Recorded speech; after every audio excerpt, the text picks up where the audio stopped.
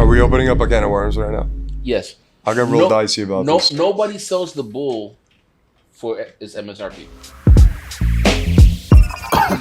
Damn it. This is the second episode, and we said we're going to start it off with some bangers, new generation.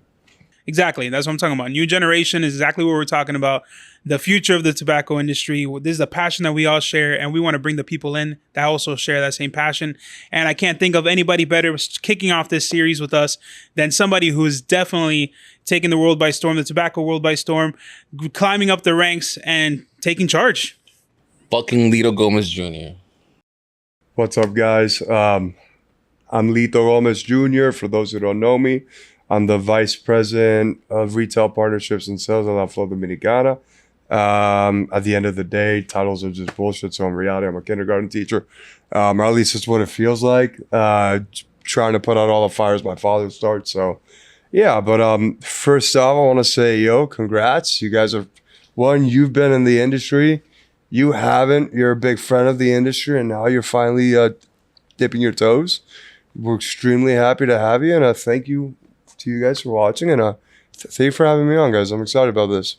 Absolutely, man. We were talking when we first started, and we were like, who do we want to have be the first person on the show? And it was like by chance you messaged, and it was like perfect. It's kismet. Perfect. Exactly. Yeah, it's kismet. Exactly. I'm like, that's perfect, because that's exactly what we want to do. We want to showcase the beginnings and then where the industry is going, not where it's been, but like where it's going. So you're the future of it. So let's talk about that future. I mean, anywhere to go from the future is the past, right? You have to start from the past. So we can go with that one. What you're talking about, La Flor Dominicana, right? You guys started, I mean, your father, everybody knows your father was a jeweler. He was a bling bling. He was a jeweler, but at the end of it, he was just him his whole life, right? So there's been in multiple ventures, a lot of shit shows, a lot of fires. He started off at very humble beginnings, right? And my mother as well. My father, he shared a room with his two siblings. Very tiny house in a not so nice neighborhood in Uruguay. He became a professional soccer player to provide for his family. And he ended up getting one of the only lifetime bans by FIFA. No way. For beating the shit out of a ref, which we were very proud of him for that. And yeah, awesome, man. And from there, he went down a crazy journey through life. He got his ass kicked multiple times in every sense of the phrase. And he decided that he was going to jump into some crazy industry that at the time nobody had heard of. Mm-hmm. That was completely ruled by a group of 4 or 5 families. And at least at that point, it wasn't open to outsiders. Again, I'm not going to go into the fact that he had no idea what was in a cigar. He couldn't keep a plant in the house alive. He didn't know how to run a sales team. There was no logic behind doing this. Yeah, he wanted to do it. And my mother, who's, I like to say, the honest brains, behind everything, she was right there with him, and herself too, coming from a humble background. They were able to make something really fucking special. Yeah. Even though they won't ever admit it, it's something really cool. And it's the fact that just with my father that we've been here for 30 years, surprise enough. So yeah, man, it's extremely humbling to be able to now be in the position to kind of not necessarily change it, but keep it going in the way that, let's say next, I want to say 50, but I know Lito's going to live for another 60. So let's say another 80 if I live that long. It's something that after their time, everything continues on the trajectory they wanted for the company, right? Yeah. Well, the whole theme of this podcast is what's next, not what's in the past, right? While doing what we like to do and making it around along the way. Or while we smoke a cigar. Yeah, let's do that. All right. Yeah, that's a good call, right? We get a light and pour, but yeah. Yes. Light and pour. So yeah, let's do that for sure. Time for a light and pour. Have you guys realized where you're smoking yet? What are we lighting up first? Okay, so this is the LFD Coronel Lancero. Yeah. Legit. For those of you watching at home, this cigar for me is very special. For you guys lighting up or what? Yeah. All right. My big ass can't grab that right now. This cigar is very special to me for a variety of reasons, right? This is actually the first thing I smoked when I got promoted. Oh, right? Fucking Which, dope, for me, obviously was a big thing because hearing the approval from the people you admire the most, you know, and then also seeing that trust and the baton being passed or the torch being handed down was a big deal. So, yeah, man, this was the first thing that I smoked. And I will tell you, I don't know what is in the water that we use at La Canela. This is, it's still strong as shit. It'll still put you on your ass, even though it's a Lancero. And I think it's just a great testament to, most importantly, the tobacco that we cultivate, but also our brand architecture as a whole, right? So, you're a gentleman and a scholar. Let me know what you think. All right, we got drinks now too. It's fucking paradise. There you go.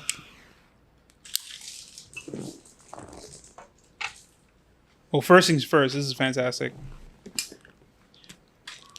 This is just the age on the wrapper here is beautiful. How old do you think this is? This is it's probably nearing 20 years old. Yeah, bro. Woof. So, I'll tell you, the first time that I smoked a cigar, as oddly enough, was with your brother.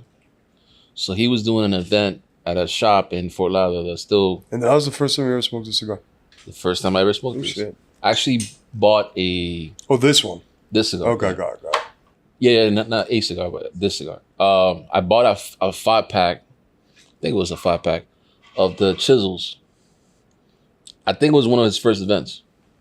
This is 15 years ago at least. And they had a 5-pack of different Lanceros. This was one of them. This was on, yeah. And I remember smoking this, and I was like, how the fuck do I get more of these?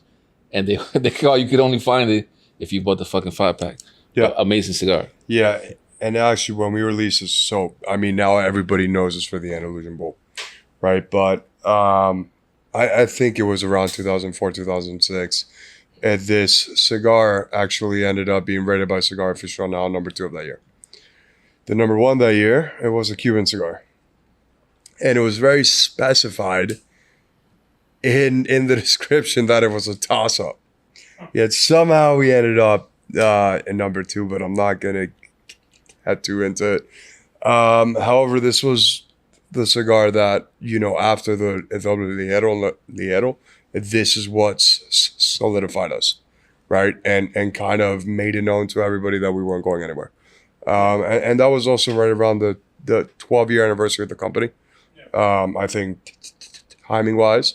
So yeah, man, all around special smoke. You know, this is something that I think this is my father blending at absolute perfection.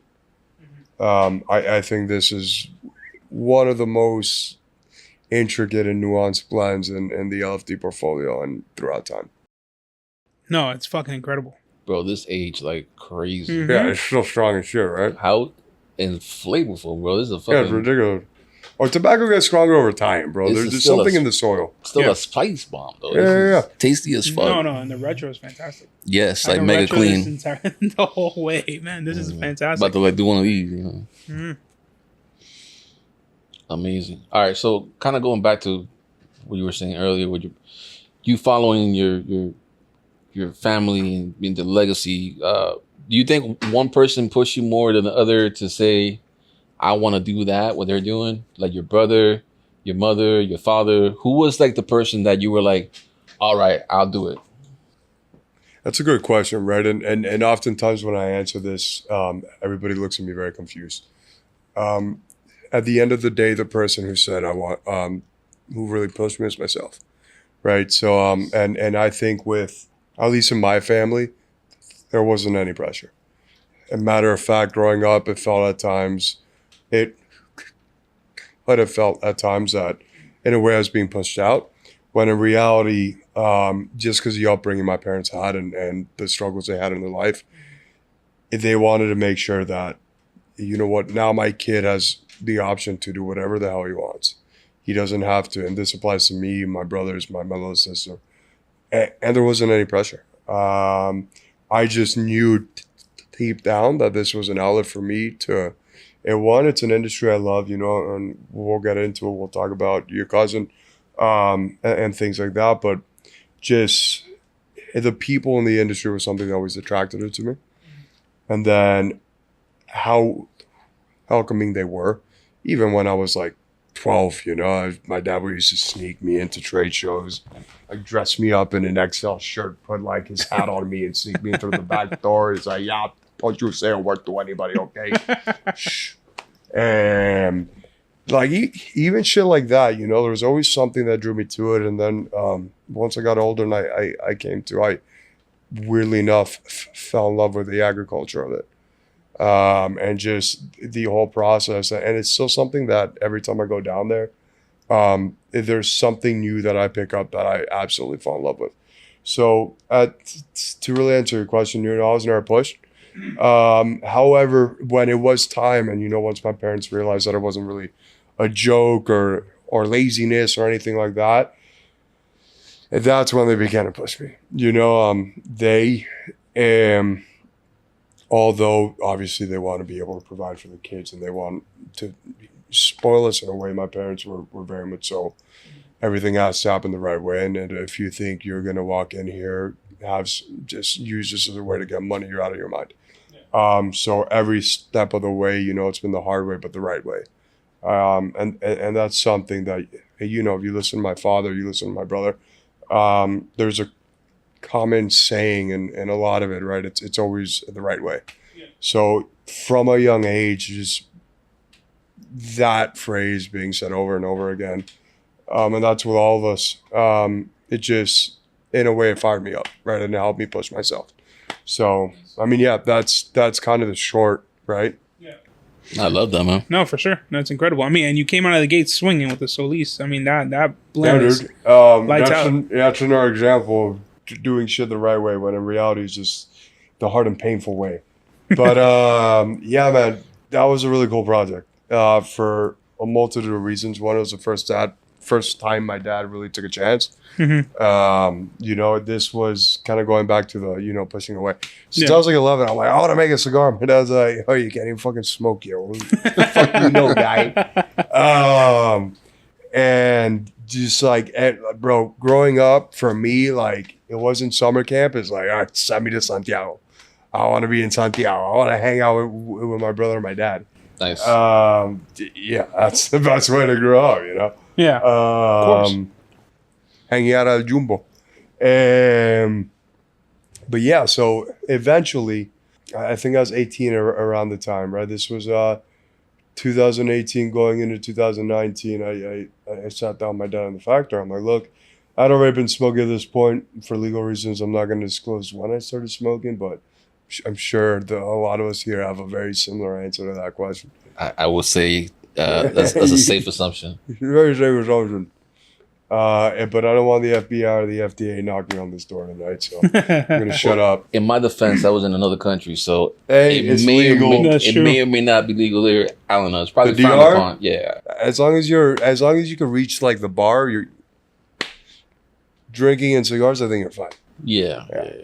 I think that's actually like written into written in stone. Yeah. But no, so I sat him down and I told him, I'm like, hey, like, this is the truth in the matter. This is what I want to do. If you don't let me do it, then, you know, like, there is nothing else. I need to do this for myself at this point. And he listened, and first time he actually heard me. He looked at me, he's like, okay, if you want to do it, we'll do it, but everything the right way. Nice. And he walks away. He comes back, he's like, okay, yeah, let's go. He walks me to the rolling room. And in the middle of the rolling room, we have a giant, like, I think it's like 10 feet wide and like 5 foot deep table in the middle of the platform there. I don't know if you know this, or rolling room used to be a nightclub. So there's a dance floor smack in the middle with a disco ball still up. That's very fitting with you. Is the disco ball extremely still there? Fitting. Yeah, we haven't removed it. Awesome. That'll never leave. That's the one thing that won't leave that factory. That's fucking awesome. Fucking A, of course. Hey, drop dash. Yeah, that's exactly it. You know, I wanted to do like Pee Wee Herman sounds, you know, like, you should, bro. Fucking A, drop dash. You know what? We need to cheers to that because you're the first drop dash on the show. Well, first drop dash on the second drop dash podcast. Cheers. And bro, yeah, so he brings me out of his table, and that was good. It's a white table. Mm-hmm. It looks brown from the distance. So I walk over it, and I look down, and there's over 400 pachuches, which, for those of you who don't know, pachuche is essentially a hand-rolled cigarillo of just one leaf. That's how the true blending process is done, and not just blending to create lines, but blending to, check that your tobacco is fermented the right way, X, Y, and Z. So I look at this, there's over 400 leaves, and he looks at me and he's like, okay, y'all go. And I look at him, I'm like, what the fuck does y'all go mean? It's like, yeah, you gotta fucking sit down, you're gonna smoke this shit, and you're gonna, and one by one, write down which ones you like, okay? Shit. So needless to say, those are all like burritos that you're smoking, pretty much. Yeah. And needless to say, I think I averaged out of like 3 bathroom sessions a day on my knees, puking into the toilet. Yeah, a little nicotine. Yep. It took the first just to get the prototype. It took like 2 weeks every day. And the whole funny thing about that process, right? It's like going into it, I thought that I had an idea of where I wanted to go with this, right? So I actually, when I presented to my dad, I had like 8 different blends before I even went into the process. Oh shit. Yeah, and at that time I loved a Brazilian wrapper because of the Lennox. Growing up, that was my favorite cigar, really enough. And the blend that I was left with, I don't think you could be any further from what I had planned to make. And that, and I bring this up, right, because it all goes back to like this whole sentiment of doing something the right way. Yeah. If I was able to just throw a bunch of shit together, I would come out with a cigar that I wouldn't like to smoke every day. And that was something that once we ended up going through the process, we finished, I presented to my dad, and he showed his approval, which was... This guy is fucking thirsty. You see? I'm sorry. I hey, you parched, bro. I'm a big sipper. You know what I mean? Yeah, I respect it, bro. Yeah, my wife tells me all the time. It's like, bro, I order a drink. And everything's bigger in ash and vine, right? Yeah, that's all it is. We're like 15 minutes in, bro. Fucking easy with the pool. Yeah, it's cool. Actually, I'm sorry. Fucking drink on. You being a party pooper over here, bro? My apologies. How rude are you fuckers, eh? Right? I know. I'm sorry. Fucking can't hang out at ash and vine. Fuck my life. It's like my wife is still here. But yeah, man. So like at the end of it, right, I got his approval, which that's a very personal thing for me. And I won't admit that I cried, but I may have teared up. Which there's a big difference. Shit, I would too. Question is, which one did he like? Does he Lennox? No. Which one does he like the most? Yeah, that's what I'm wondering. Fuck my brother. So Solis all day, dude. There you go. Yeah. And it's the funny part is it's the only cigar he smokes other than the Cameron Cabinet number 3. Yeah. That's awesome. Yeah, so I've been seeing some pictures, and it's actually pissing me off because it's cool that he likes it, but rather than just having more made, he drives to my house when I'm asleep, and he picks up like the bundles I have on my long days, which I have to order. Yeah. So it's like I mean, and by the way, he makes me pay for these things too. So this is a smart fucker. I'm like, bro, don't make them yourself. Yeah. It was cool. But at the end of it, I kind of looked back and I was kind of like, okay, this all in the end, it all made a lot of sense. So and I don't know, the blend's great. You like it, I assume. I fucking love it. And the most important thing about it, bro, if you look at the design, you look at the story behind it, it's me, right? It's not and that was another thing too that my father when we got this approved, I did not care whose name was on it. Yeah. I had I thought it was for the family. I thought it was for the brand. Yeah. I did not ask to have my name anywhere near it. And my father, one of the reasons why it was released so late is just because a bunch of timing stuff, but and COVID obviously, but an issue is because in 2019 we had to release a 25th anniversary that would be, the 25th La Flor, not feature anybody. Yeah. But he was like, hey man, like, you worked hard, you deserve it, I want your name on it. Yeah. So you went the blending process. Did he make you any like roll as well? Have you learned how to do that? Yeah, but that was the Nino, dude. Like, in my family, as soon as like you can move your thumbs, or you could be much of annoyance to my father, that means you could work. Yeah, like child labor is celebrated in my family. It's a real thing. As it should be. So I do know how to roll. I haven't in years. Thankfully, I graduated. Yeah. But so you should make little cigarritos, and it just has a bunch of child laborers in the front. You know what I mean? Yeah, it's beautiful. But that's terrible.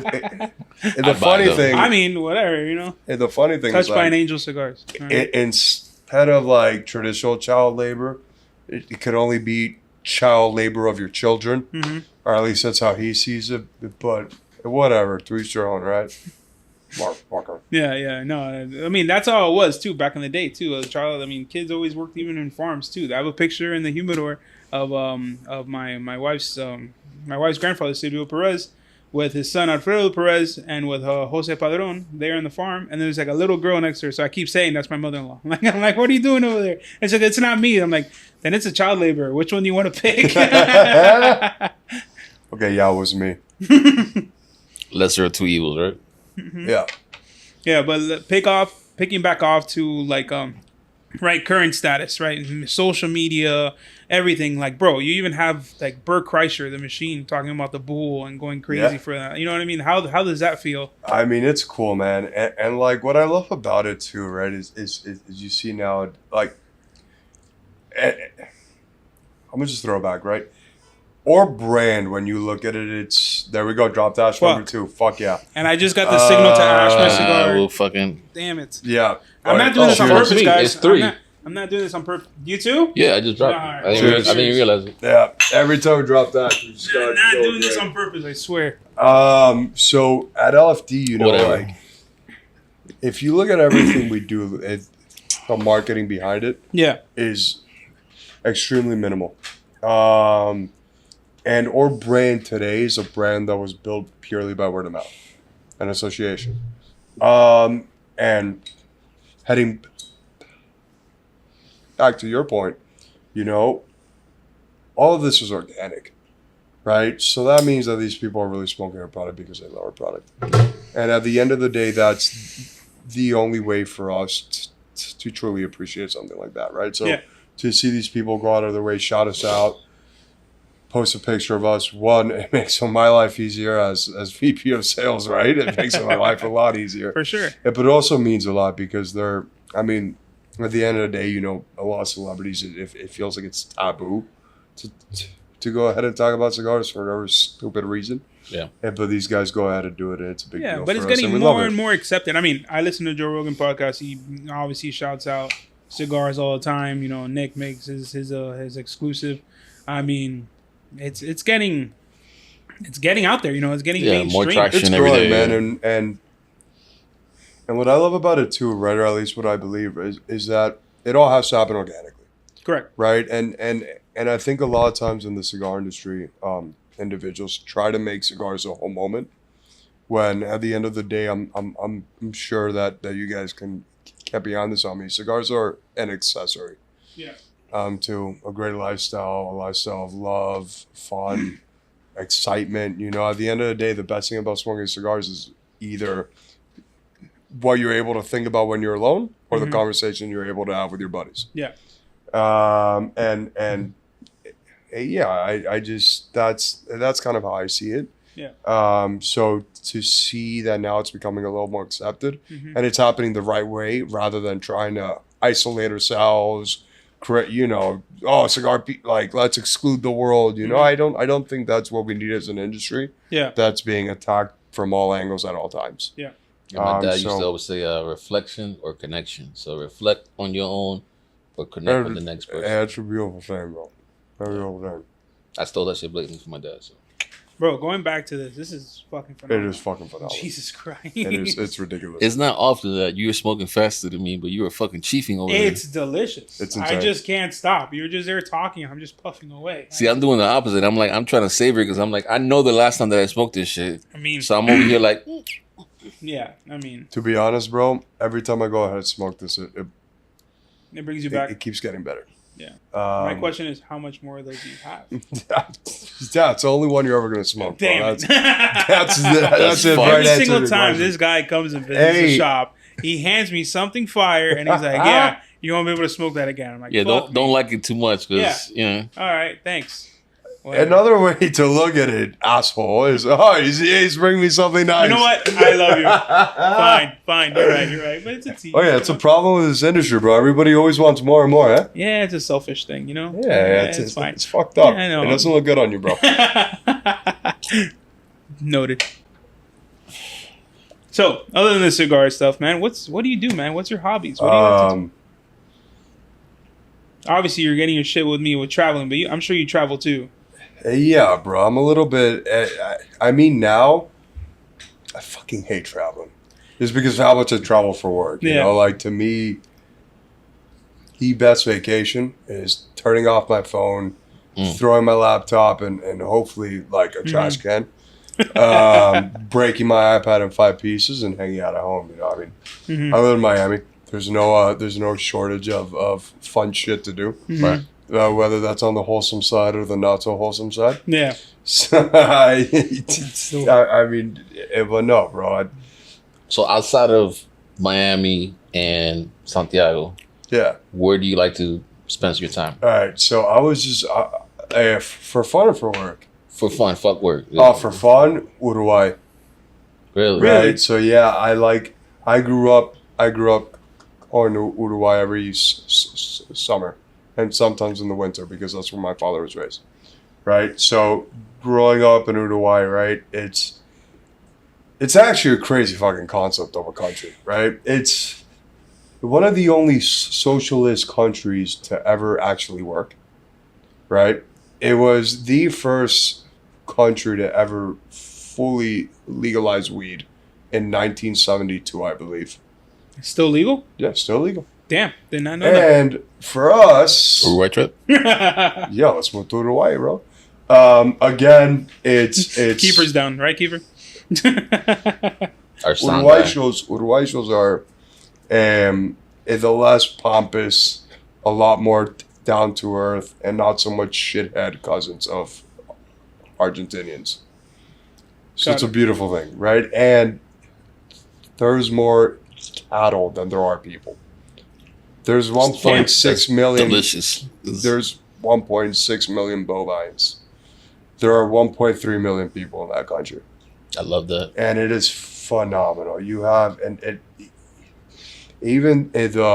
just the geography and topography of the country. You'll have a straight road on one side, beach and like hit the dunes in the sand. And then on the other side, you'll have these rolling hills and vineyards. And it's one of the craziest mind fucks. And dude, for me, because I grew up going, it's one of my happy places. You still have family there, or just no? Everybody moved to Miami after my father brought them all over when he moved to Miami. And yeah, bro. So Uruguay for me will always be extremely special. The DR, you know, Santiago, but also Casa Campo. That's home base essentially. If I had to choose a home base, Mango. I'm like I was telling you before. Every vacation I take now is shit compared to Casa Campo. It is shit. I literally, whenever I go anywhere, I'm typically the I put it upon myself, but I'm the one that's pretty much the leader, the planner. I say we're gonna do this and that. I end up even like, let's say if we're even renting somewhere, I'm like cooking or something, you know. So I'm usually the one that's borderline handling almost everything. At least that's what I feel. And when I went to the Casa de Campo, let's plug in, right? You want to give me a sponsorship, please? It was amazing. I didn't have to lift a fucking line. I know, right? I didn't have to lift a finger. You know what I mean? Ramona, if you're listening to this somewhere, this lady was amazing. She would make me whatever I wanted, literally by the pool. And she's just like, ¿qué tú quieres? I'm like, mariquitas. She got plantains, stripped them up. And within 5 minutes. No, it was fantastic. Like that. Yeah, exactly. Like that. Yeah. No, it was amazing. We wanted to play dominoes. Literally, it was like a genie, dude. Next step, boom, domino table set up. Sixes, you know what I mean? I'm not about that. You know what I mean? Whatever, the double six. You play nines? Yeah. You play nines, Miami, okay. bro. You know what I mean? Yeah, that's a good point. Yeah. I mean, dude, I don't play that much. Uh-huh. I do know I haven't lost yet. I will say I don't remember any of the times I played. I just know I haven't lost yet. Okay. So I'm a big fan in certain occasions. All right. I got that one on the table. You can bust it out whenever you want. Yo, is that a challenge? We'll save it for the next. I mean, we have a couple bottles. I'm ready to go, bro. I have my pre-workout right here. Oh god. But yeah, bro. But I mean, other than shit that, just got real. Yeah, I know, right? I mean, other than that, you know, like being able to work in this line of work, work in this industry, I'm able to, you know, travel nonstop to places for the most part. Yeah. There's a cigar to be fucking smoked somewhere. There's a cigar to be smoked somewhere. And Santiago and everywhere else in DR. So, yeah. I mean, unfortunately, they don't have me there. I argue every time we have a family meeting. You gotta make that happen. But somebody has to do the actual work here, and I'm happy to do that because over there they just play games all day. Apparently, I'm tired. Yeah. I haven't been to one of your family. Honey, if you're listening, I'm talking about you. It wait. At the work, kid. But yeah, man. And I'm gonna be in New York for the next 2 weeks, which isn't that bad, right? New York, when you have expenses paid and life is easy, is great. When you live there, not so much. This time of year too is fucking lovely. We're gonna be there for the U.S. Open, actually. Oh, legit. So really, I mean, growing up a tennis player, right? Something else I do for fun. I just started playing tennis after quitting for 6 years. Oh, so shit. We just quit ourselves. We used to be big tennis players. Yeah, no. Usually, you know, I can, you know, we're talking about like Wii tennis, right? Yeah. That's usually what I'm. Oh yeah, no, I'm talking about the cardio type people. I take my son started playing tennis, and bro, just me standing on the court. Yeah, you swell like a bro. I'm dying. No, when it was summer vacation, I'm like, we're gonna take a break, bro. We're gonna take a break. Oh yeah, you could. Yeah, no, bro, my dad. Yeah. Oh yeah, after the time, so the whole reason I jumped in and played tennis was because my dad. So funny. He played pro soccer. And growing up, I wanted to be a soccer player. I thought I was good until one day he saw me and I was like, hey, bro, look, I love you. But if you're doing this for me, you should stop. And why, Dad? Oh, you fucking suck, bro.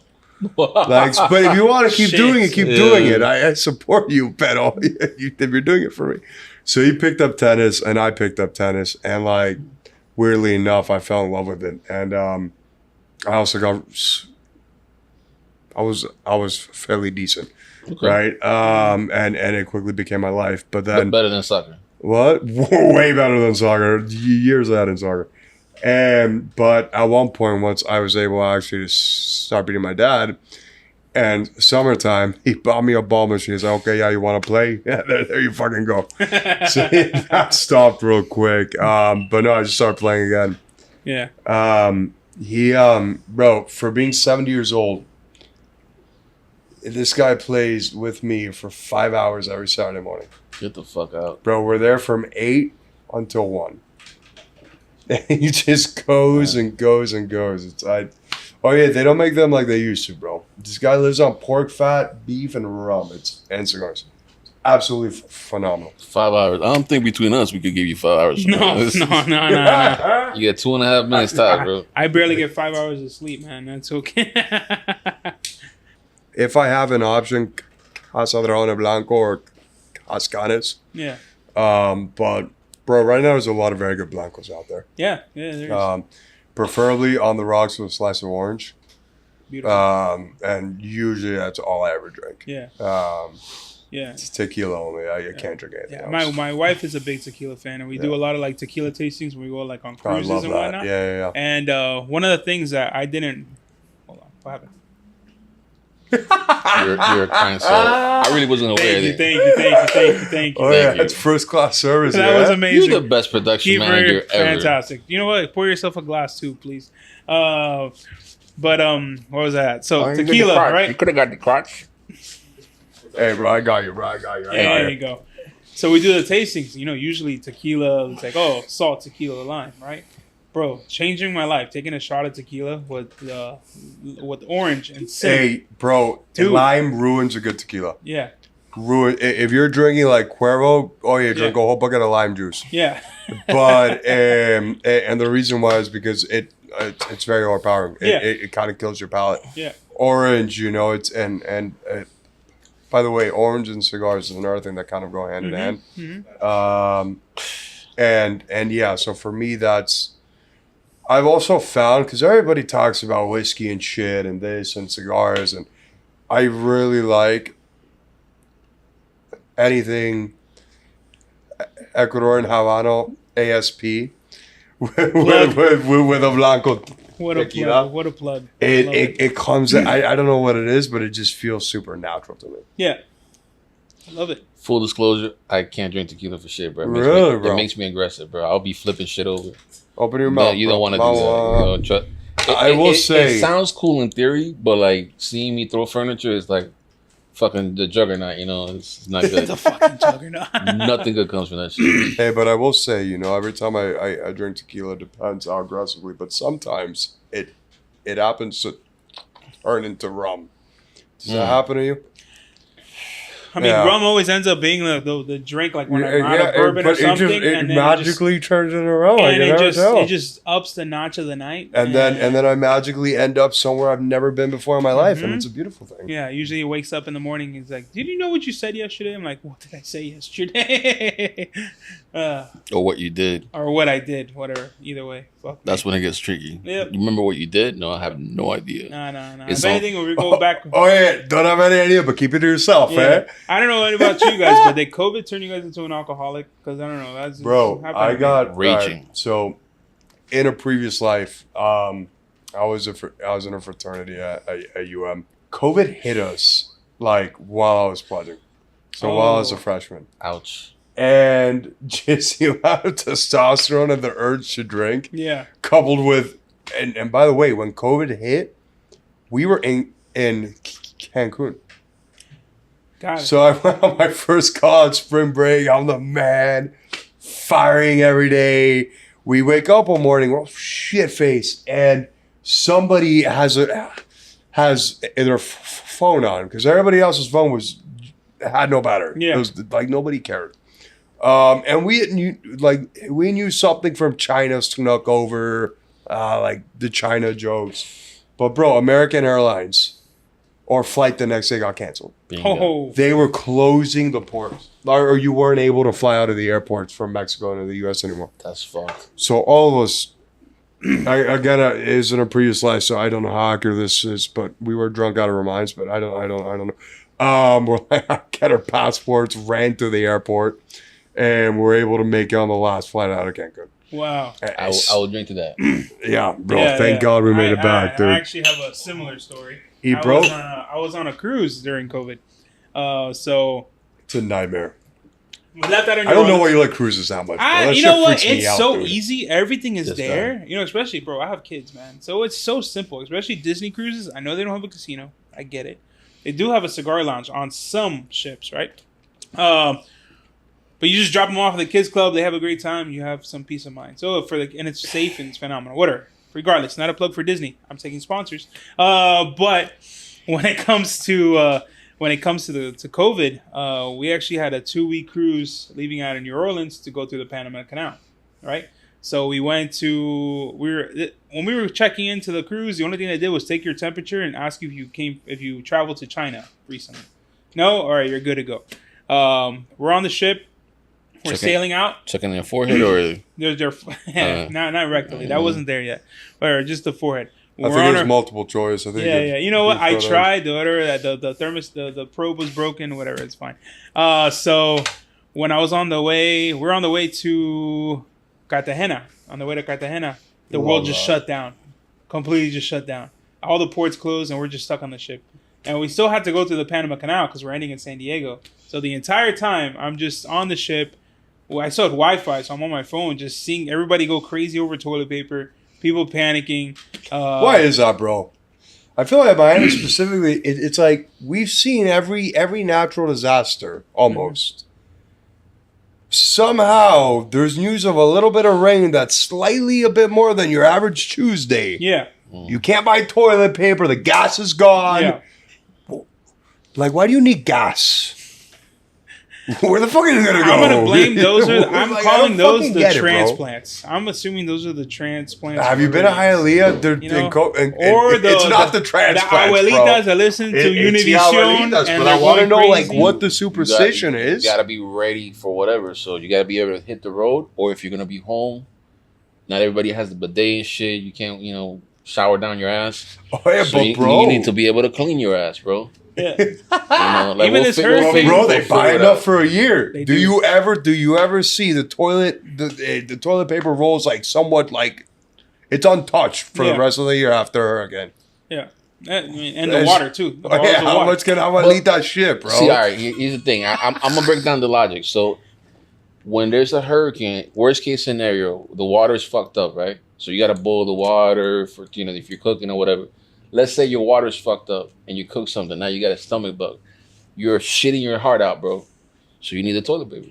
You need to have enough toilet paper in case you get the fucking the chorros, And I get it if it's in case, but when was the last time that fucking happened? You know what I mean? That I had the chorros? What? No, the case that our water is gone to shit after a storm, and that. Also, I just wanna clarify: we're not in Santo Domingo or Santiago anymore.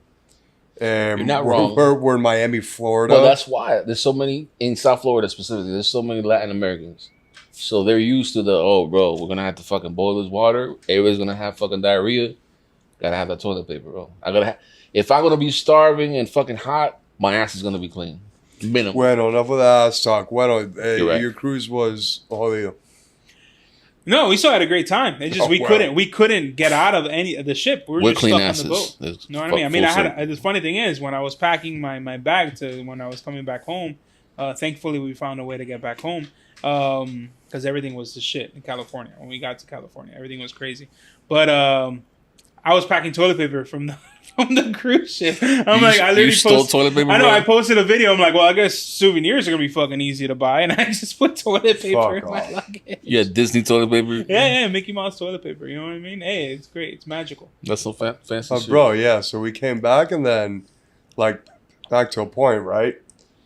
All on my mind was just drinking, and it was a mess, bro. All jokes aside, it got a little scary there, but. Yeah. I mean, that's what happens. There's so many people went through the same shit in COVID. Yeah. Because it's like your life, I'm sorry, it's going to be a hot take, for no reason gets fucking shot to bits. Yeah. Yeah, bro. And all you have is a bottle next to you. And it's like, I see why shit like that went down. Yeah, I mean, he had nothing to do. I turned into a whole bourbon junkie. And there weren't even sports. Yeah, no, there wasn't anything. Sports is literally nothing but drinking. It was crazy. So me, we started a group on Zoom, and we met every single night during the beginning, the first year and a half. Every night, 8 p.m. There'd be 20 guys on Zoom. Sometimes there'll be 3 guys. You guys were smoking. Smoking and drinking on Zoom. The United Nations shout out. But we drank. And we would be on there from 8 p.m. to sometimes to 3 in the morning. We show all right, this asshole's about to pass out right now because he's been drinking for the past 3 hours. Half the time it was me. Sometimes some other boys. But you know what? I wouldn't take any of that shit back because I tried a lot of alcohol I never tried before. and I smoked through some of my best cigars, bro. Unfortunately, or fortunately, whatever. However you want to look at that. Yeah. But I smoked through so much shit in my humidor. I'm like, fuck it. I don't know if this COVID shit's going to hit for real, but I'm going to smoke this shit that I've been eating for the last 15 years. I mean, at the very least, it was a necessary evil, right? Yeah. At least for the personal growth perspective. Mm-hmm. With me, I learned a lot from that. Yeah. About myself, about what I valued in life, and so on and so forth. So, all as shitty as it was, I'm kind of happy about COVID. Yeah. Right? The problem is... It created another cigar boom. It did. Yeah. It did create another cigar boom. And I mean, for us, we couldn't reap the benefits because we were in back order, but... but I want to talk about that. It did help. Yeah, we could talk about it, bro. So... We made back orders fucking cool. Let's just put it on the table now. Yeah. So you guys were famous for being on back order for a hot minute, bro. We were. I want to say were. Because now there's been a drastic change. I don't know how many months or almost a couple years at this point. But you guys were like famously forever back order. Yeah, and now ever since the Bulls. Yeah, and now it's like night and day.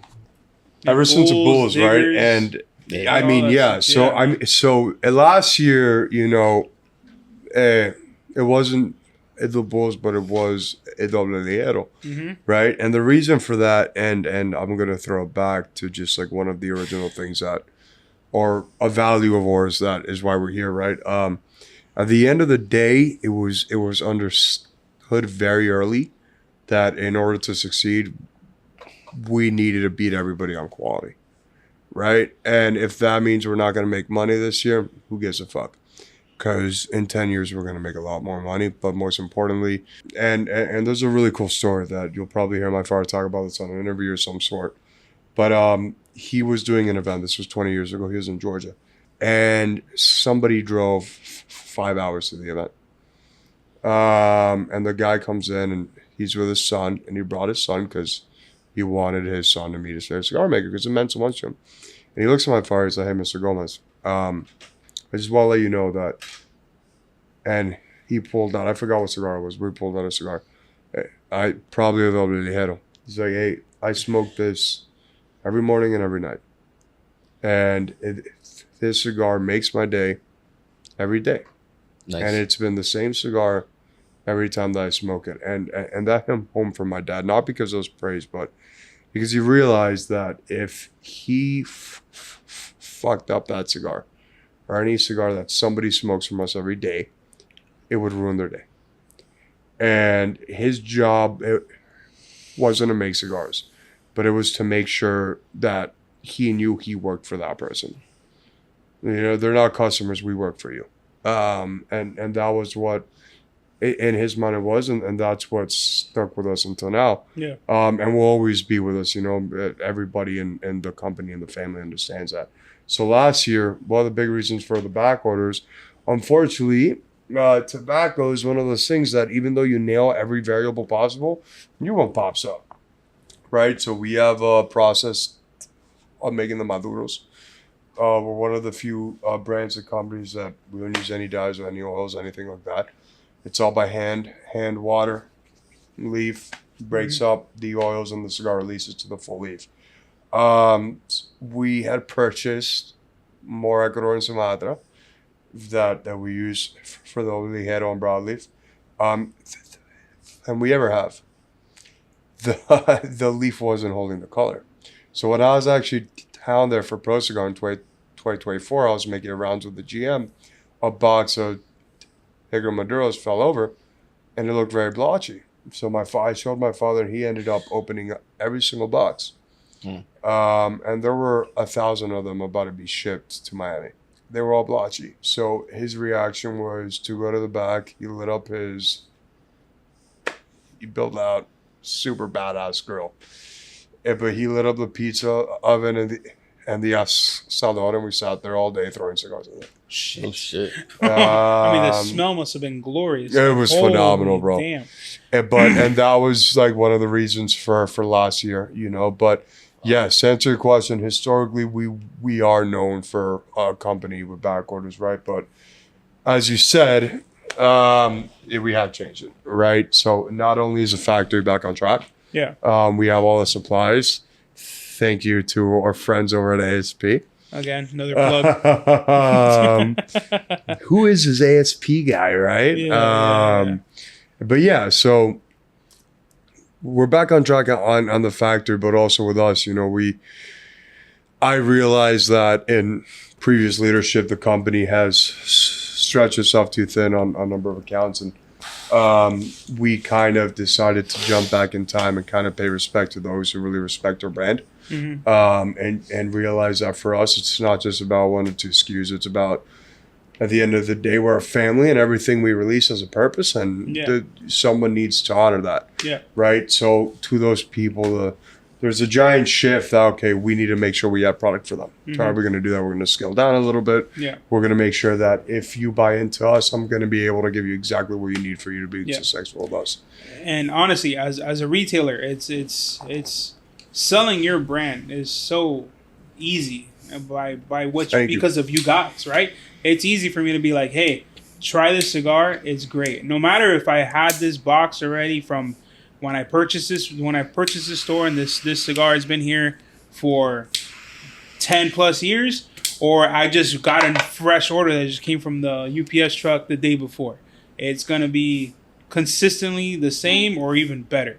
Yeah. And it goes to show, when I get when I get some shipments in, I text my usual crew, and they come in right away and they're buying multiple boxes, and it just goes to show, like, that's the type of company you guys are, the type of quality you guys are producing.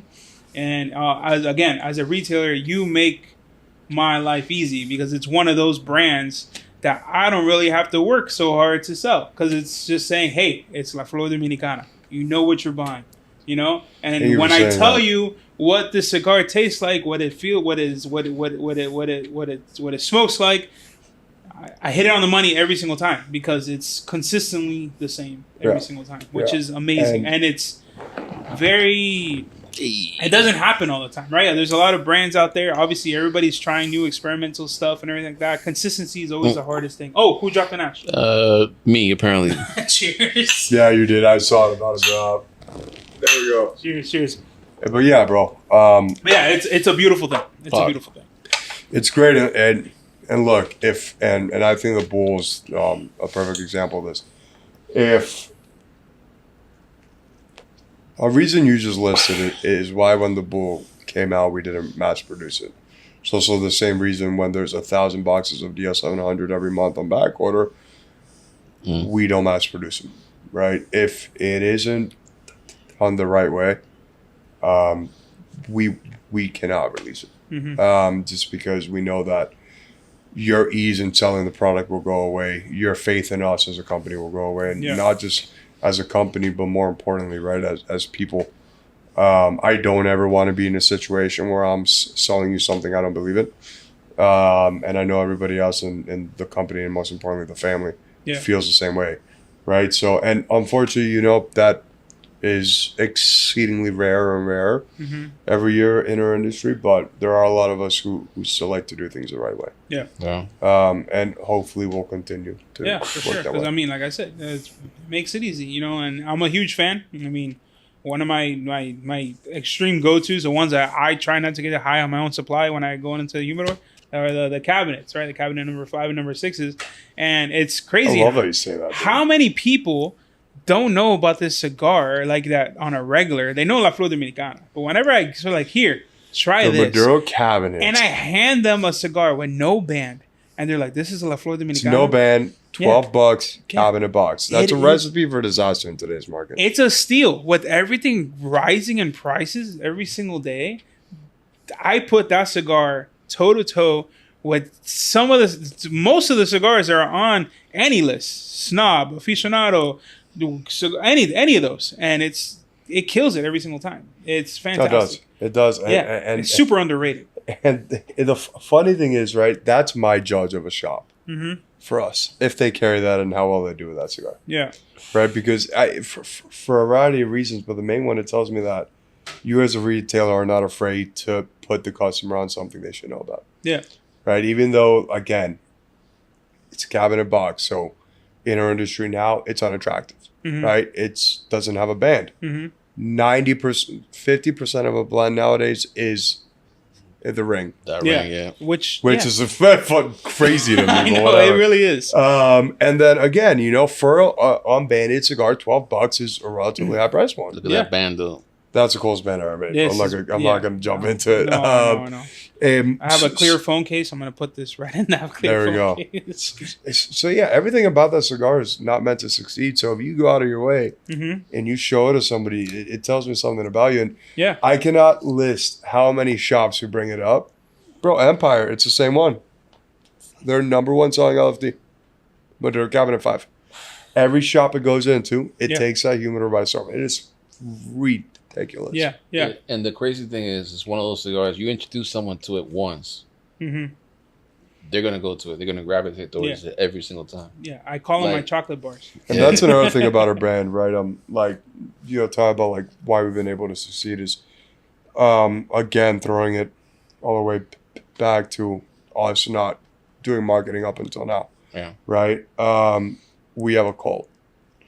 If a guy falls in love with the DL700 Maduro, the cabs, or a lot of, to be honest, almost anything we make, they can't smoke anything else. They physically cannot go from a DL700 Maduro to anything else. Yeah. And it's so fucking cool to be behind that. So I'm going to be perfectly frank about something. I had a friend. No pun intended? No pun intended. Since you mentioned Empire. Alex, when I met him, all he smoked was Diggers and 700s. And fast forward, he's now working at a cigar place. And I had to help him break out of it. He still smokes a lot of them. But it took a lot of fucking convincing because he's like, I don't want to smoke anything else. I don't want to smoke. For like years, all he smoked was 700s. That's why he's my boy, bro. Yeah. That's why he's my boy. He gets it. I think you should take notes, bro.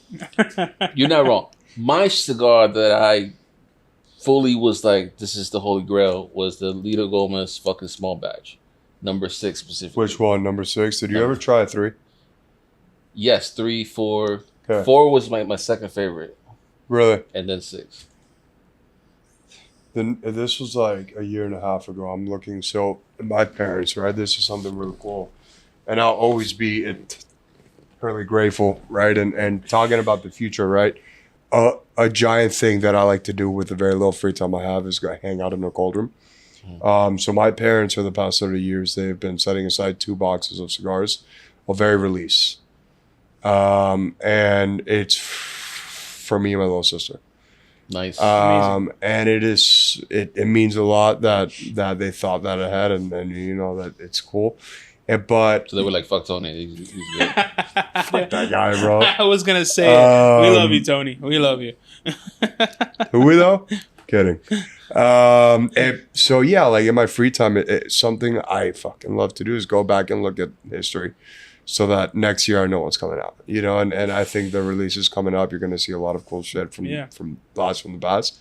But there was once where I was looking around, I see this cigar wrapped in brown paper, and I thought of something else. I got real excited. It wasn't that. All right, fair enough. But no, I opened it up and it was this unmarked. So it was an unmarked bundle.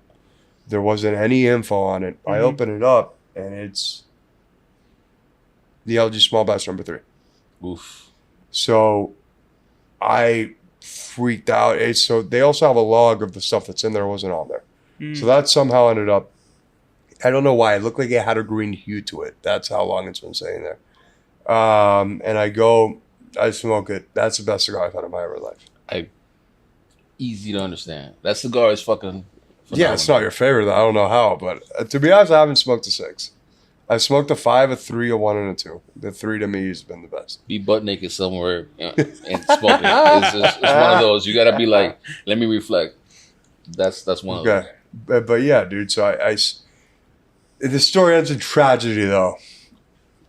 I grab 3. I go out. I smoke them with me and my brother. I get back. I go to look for them the next week. The bundle in my house, it's gone.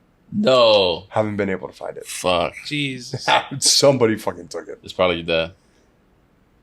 Might have been your dad. Very good point. Yeah. He saw it. He's like, I'm taking this. Yeah, fuck that guy. Yeah. Oh man. But yeah, no. I mean, we're getting to our time. So what any other questions you want to ask? Well, since we're talking about new cigars, the Suave. The Suave. The new Suave release. Yeah. So we'll be getting that soon. So there's a lot of shit, dude, right? And yeah, talk about the future, right? Like the past year has been a lot of growing. Suave? Can we say Suave? Why are we saying Suave? Suave, right? Suave. Why am I saying Suave? All right. I don't know, bro. The That's Suave. what I'm saying. Are you American now, bro? I guess, man. Yeah. I don't know. That's how when people ask me, like, "Oh, you got the new Suave?" Alvaro. I don't know, bro. I know it's so hard when I say Alvaro, Alfredo, Albert. I'm like, bro, just call me fucking Babyface, man. Whatever. It's okay. It's just whatever. It keeps it easy. You know? But yeah, bro. I mean, the last year it's been a lot of growth for the company, both internally and externally. And I think I could speak for the whole family saying that it's a whole movement going forward is paying back to the roots. Yeah. Right? We haven't been this excited to grow in a long time. We have a lot of very cool things. We have the Suave coming back, and this is part of a whole thing of, going back to the roots, because Suave was the first blend we ever made. Yeah. It was in the name of the premium line. And it was LFD Light. I don't know who was in charge. I don't know who the creative director at the time was, but they like Bud Light, I guess. LFD Light. And they're like, oh, LFD Light. we got a good so idea. So funny. But and then turn the Suave, and kind of how the whole process for that came about is we sat down. We're like, do you like to smoke? And it performed great on the market, right? But it's like, do you like to smoke it? I fucking hate that thing. It's too mild. Do you like it? No. Do you? No. Okay. Cool. If we knew what we knew, if we knew then what we knew now, with the same feel, trying to go for a more mild, LFD mild, so medium, with intentions of paying like a lineage to Cuba, right? Or homage to Cuba, what we make. And we have two variations, the Maduro and the natural. They're both completely different blends. The filler tobaccos are the same from our farm, just concentrations are tweaked. And it's absolutely lights out. Have you guys tried it yet? I tried to sample a PCA. Okay. I have more, because I know you weren't able to taste shit at that shit. My palate was blown out by the time Marcus handed it to me. So I feel like shit, bro. But like, I don't know if you remember this. And I still don't think you believe me, but you were doing the seminar, the tasting blend shit. And we were at cigar number 2. And I don't want to say what I ate that day, but I was like, I'll be right back. I went and I blew up that bathroom. No shit. That's right. Oh, man. Bro, when I said, PCA? yeah. Because you were Byron, right? That's what that cleaning crew was for. Okay. Bro, I swear to God. Yeah, I saw them too. There was like a team of 20 abuelitas, right? I prayed to fucking everybody, bro. Oh, yeah, it was 20 abuelitas with the toilet paper they bought from the Costco. I wish I was, had that Disney fucking toilet paper, bro. I think it was all the gumbo in your own. Triple ply. I had that. No, they had the fucking single ply at PCA, bro. No, if it was a cruise ship, it would have been triple ply. It would have been triple ply. But no, it was single ply, and I checked my prostate like 19 times that night. But that's a whole other story. So to answer you, I tasted 2 of the little cigarillos. The little, not cigarillos. What the fuck is it called? The puritos. That. I can't say that. What's that again? Pachuche. Eso. So I smoked 2 of them, but I never actually smoked the final product of the new blends. Yeah. So what you smoked was leaf directly from the farm. That. Which is awesome. Fucking cool, right? Our events now are featured around that. You're going to have one soon with Marcus. We've been talking about it. Hell yeah. It'll be cool. But so Suave is phase 1, right? We have... All right, I'll break some news. Let's do it. Let's do it. We're gonna be... Wait. Let's refill before you break some news. Okay, why not? Whoa, Kobe. You saw that, right? Hey, crosses up, bro. RIP to the GOAT. Yeah. So So I got some news. We're gonna have some new sizes of the auto coming out soon. Fuck yeah. Can't say what, can't say when, but it's happening. The whole story of the auto is something that often gets forgotten. Mm-hmm. It's supposed to pay homage to my father. Everything that went down when he was a jeweler. Nice. Who's behind the blend?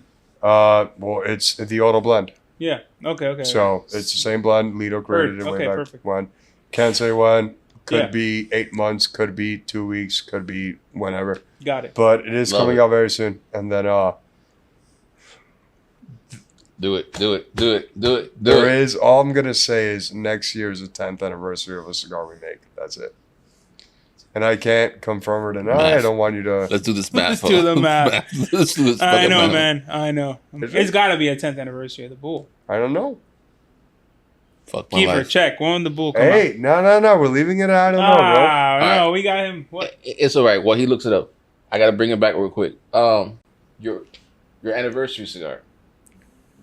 I got to ask you. The 30th anniversary. 30th anniversary. The best cigar objectively that has ever come out of a factory. And I hate that format. I hate that size. I hate everything about it. That cigar, for another reason, is the best thing that's ever come out of a factory. So I want to disagree with you as far as you hate that format. Because chapter 1 and Capítulo 2 are fucking fire. What? July 2016. It's a fucking bull. Nice. It may not be. It may not be. Motherfucking bull. Yeah. Okay. Please, same size? Please don't record me from my if or when, maybe or full blown. It's not the bull. Now. You're good. It's not the bull. Okay, it's not the bull. It's not the bull, no. Fuck my life. What else came out? All right, you're talking about the 30th anniversary. You don't have to figure it out. So I gotta ask you, in this day and age when everybody is dropping a cigar that's $100 plus, you guys had the opportunity to do it, and I'm not saying that you should have.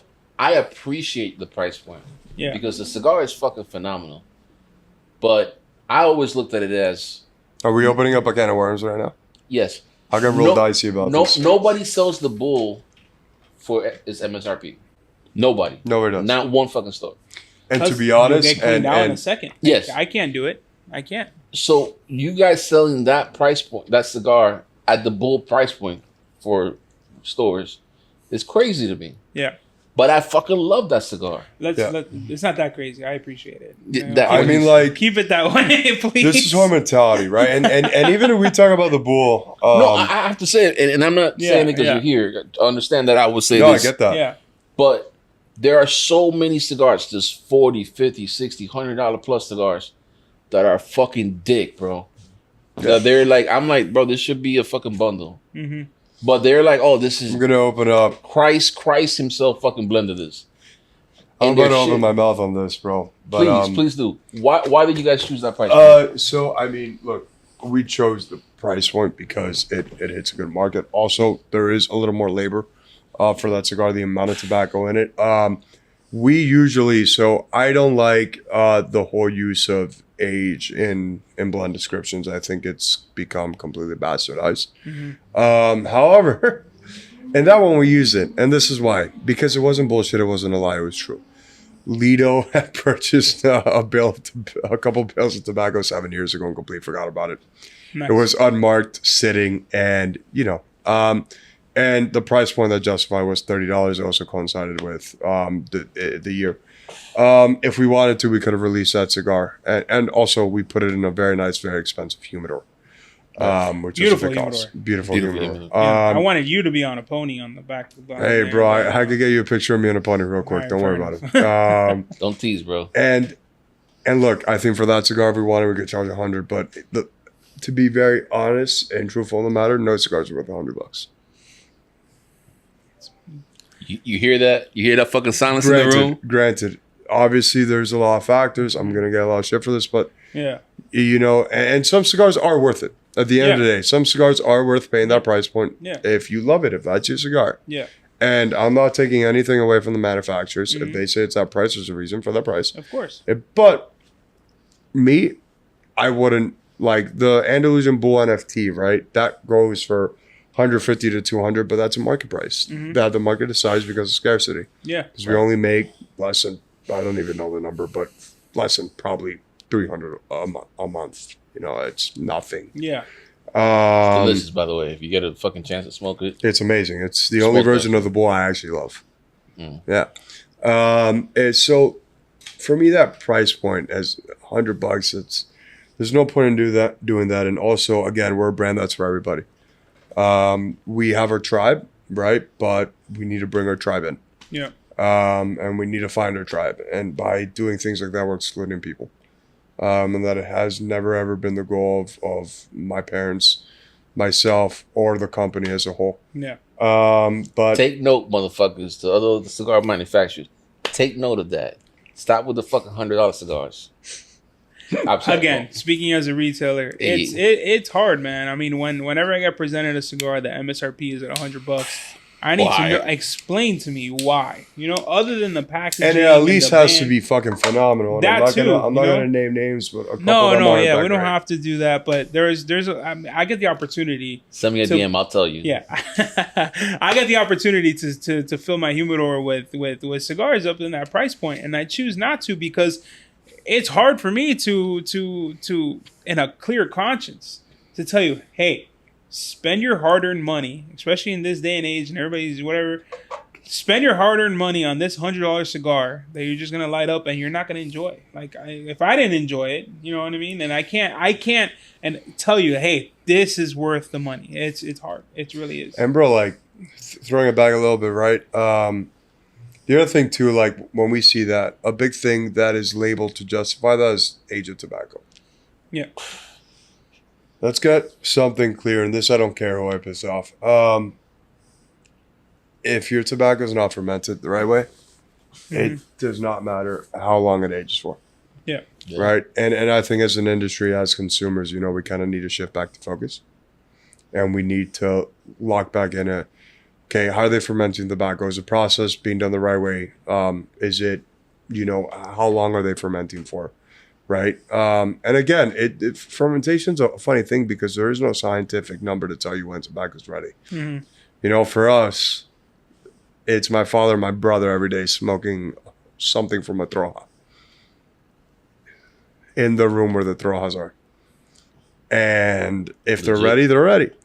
That's the right way to be done. But, you know, that's where I think as consumers, we need to shift our focus, right? And I do think that one of the reasons why our cigars are the way they are is because we process tobacco like anybody else. Yeah. But if you're going to make a cigar and it's going to cost a certain price point, let it be worth that price point because there's good quality tobacco, fermented the right way, rolled the right way, blended the right way. Don't just put out some shit because you happen to have an anniversary coming up and you just pull the tobacco out of your ass. Stop pulling out bullshit blends. I mean, and the average consumer now, they're more wiser than ever. I mean, with the power of internet, you know what I mean? This is a quick today's consumer is smarter than it's ever been. Yeah. And people care about blends. People care about who grows it. Shout out to ASP. Hey, I want to check in the mail next month, right? All right, some discount David, or something. Swig it out. Go ahead. But yeah, no. I mean, honestly, thank you so much. Nah, bro. Thank you guys for coming having in. me. You know, this has been an absolute treat. I've been puffing away at this. I tried to pace with Paulie over here. I think I did a pretty good job because I would have finished this probably 15 minutes ago. But this has been an absolute blast. I would definitely love to have you back here. I know your brother wants to join us. You know, unless do you want to join with your brother? Oh, I would love to. All right, perfect. I would love to have a little is there any sibling way rivalry. we could like build up like a boxing rink in here? That would be amazing. Yeah, that would be I'm fantastic. down. Perfect. You know, Let's go, bro. Let's do it. Let's go. Yeah. A little family feud over here. I love that. So stay tuned for that one. And then, when we do an event, We'll next get time, those fucking sumo suits, bro. Sumo suits. Yeah, I'm down. Dope. And we won't need it. We just fucking. Yeah, no, I'm good. I'm already built to last. Yeah. But hey guys. Thank you guys for having me. Yeah, and thank you for watching. Yeah. LFD, honestly, there's nothing to explain. You know, the quality is there. You know what you're smoking. You know what you're buying. It's going to be a hit every single time. And you can find it here in the humidor all the time. We have a huge presence at LFD. It's one of my best sellers every single month. And this is one of my anchor brands. Wait. So. Hardcore plug, though. You're saying here. Where is here? Ash and Vine, bro. Yeah, everybody knows. You know? Yeah, Ash and Vine here in Fort Lauderdale. You know? So you could throw the fucking address in there. Yeah, 31 North Federal Highway. And you ship too. And I ship too. Right now we're working on the online. It's been a bitch, but we're working on it. But give me a call, I ship to you. You know, it's that simple. There you go. Yeah. You know, we do sell the bull. We sell it here. We have it. I sell it in a pack, right? I don't try to kill you by selling you a $40 bull just by itself. I put it in a sampler pack so you can try other things and make it more worth your while. But I do that on purpose too, because if I would sell the bull just by itself, it's going to be gone instantaneously. So if you want to try the bull, I have it in stock. Again, with some great heavy hitters from LFD, so you can open up your palate, open up your horizons. This is the last thing I'll say to help your case here. If you ask me my top 10 cigars that we make, a bull's not on there. So go buy one of his packs. If you love the bulls, you're going to find something you love even more. Correct. Exactly. And if you haven't tried the cabinets, try them. I know they don't have a band. They don't look pretty, you know, in terms of like, a little gold foily. But man, that wrapper is oily as delicious. Fuck. Delicious. So again, that's in my repertoire every single time. And that's it. We got to wrap it up. I want to say this, hands down, the best number 2 show of any podcast ever. Fuck you guys. I'll put it up against anybody. Pull up number 2s on any show. Shots fired. Shots fired, bro. Dropped Ash. Coming out hot. Let's go. Cheers to that. Cheers to that. Thank you guys. Hey, I love you guys. Thank you for having me. Thank you for being here, man. Dude, so we just dropped episode 2. I think it went really well, man. I had a great time. But who do you think we're going to have for episode 3? I don't know. Rude.